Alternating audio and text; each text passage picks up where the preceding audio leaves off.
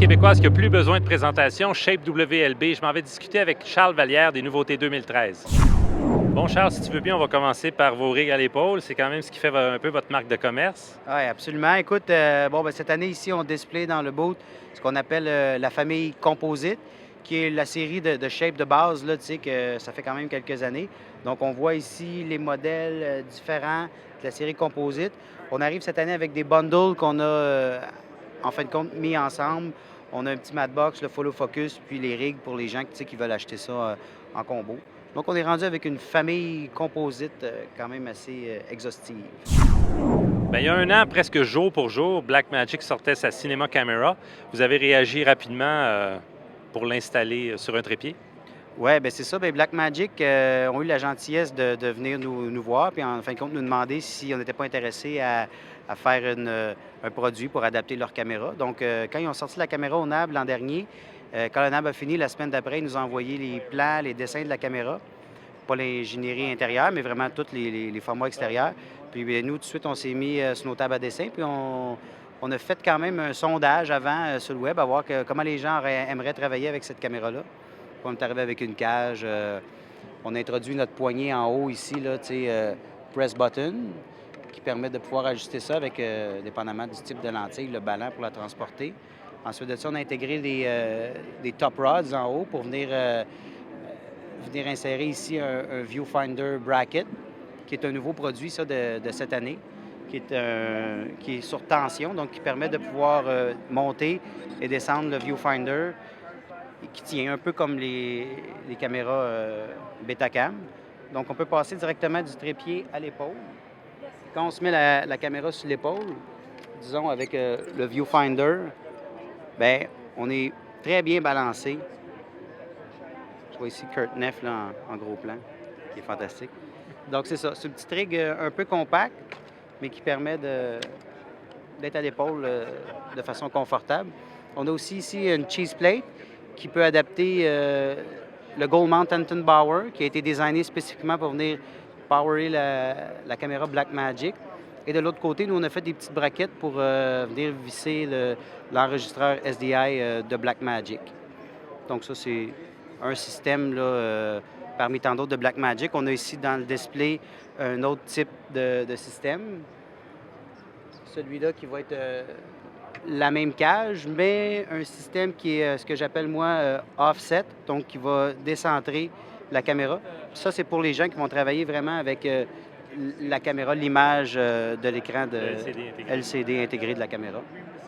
Donc, on a plusieurs configurations possibles là, pour la Blackmagic cette année. Si vous regardez l'épisode qu'on a fait chez Sony avec Olivier Biron, vous avez sûrement remarqué la F55. Ici, chez Shape, qu'est-ce que vous avez fait pour cette caméra? Bien, cette année, chez Shape, on a intégré la caméra Sony F55 sur notre BP-7000. Donc, c'est une caméra qui va être balancée encore là sur l'épaule. On a développé cette année pour le dessus de la caméra ce qu'on appelle un top handle, une poignée qui s'ajuste sur le dessus. Donc, on a aussi, on arrive aussi avec le standard Hot Shoe Sony, parce qu'on sait que le viseur OLED pour cette caméra-là est un viseur qui est très populaire puis qui est vraiment efficace pour ce type de caméra-là. Donc, on a 4 configurations de poignées différentes pour la caméra. Puis, bien, cette année, bien, on présente celle-là avec les moteurs et la poignée Preston intégrée dans les hand-10 de Shape, double articulation. Je pense que ça va être, cette caméra-là, un produit là, qui, cette année, comme diraient les Français, va cartonner. Là. L'engouement pour le DSLR est encore très vivant, fait qu'il y a du nouveau de ce côté-là? Absolument. Les gens, bien, ça faisait quelques années qu'ils nous disaient, écoute, on aurait besoin d'une petite rig compacte pour le DSLR. Ça fait qu'on arrive cette année avec 2 formats de cage, dont une qui a été designée pour les formats Canon 5D Mark III, puis une autre qui a été designée pour les formats Canon 1DC, là, avec le battery pack en dessous. Donc, c'est une cage qui permet de garder le côté de la poignée de la caméra libre. On a le top handle sur le dessus avec toujours notre bouton poussoir. Puis, de l'autre côté, bien, on a un côté avec toutes sortes de threads là, pour venir visser des accessoires. Nécessairement, il y a plusieurs configurations qui peuvent se faire avec ces cages-là. Ici, on a une configuration qu'on appelle Straight Line, qui est en ligne avec un viewfinder externe. Puis dans l'idée ici, bien, ça là, c'est une configuration qu'on appelle offset, qui est décalée pour avoir vraiment l'image là, de la caméra. Toujours avec les poignées shape, environ les mêmes paddings, tout ça. Puis ben, cette année, on arrive avec un petit mat box là, qu'on met en bundle avec ça, là, qui arrive à un prix quand même agréable, là, qui n'est pas quelque chose de haut de gamme, mais qui est quelque chose pour les prosumers là, qui est très intéressant. Oui, justement, côté prix, as-tu des chiffres à nous donner? Oui, bien disons que pour la cage elle-même tout seul, on est des alentours de 350. Puis ensuite de ça, pour un kit, là, ce que j'appelle le bundle avec mat box, follow focus, cache, tout ça, on va se ramasser dans les alentours de 1005 là, pour un produit total complet. Et c'est déjà lancé ou c'est à venir? C'est déjà lancé. Le produit a été installé sur notre price list la semaine avant le NAB, en fin de compte, fait que c'est tout nouveau, tout chaud.